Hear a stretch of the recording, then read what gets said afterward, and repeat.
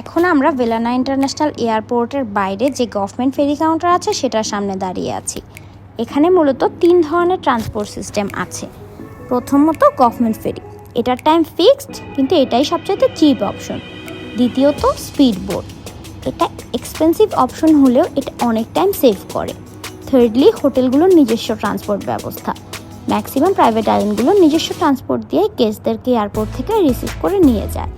মনে হচ্ছে বেশিক্ষণ অপেক্ষা করতে হবে না, যেহেতু ডিস্টেন্স খুবই কম এবং প্রচুর যাত্রী এয়ারপোর্ট থেকে আসা যাওয়া করে, তাই 10 মিনিট পরপরই ডে টাইমে এয়ারপোর্ট থেকে মালেতে ফেরি চলাচল করে।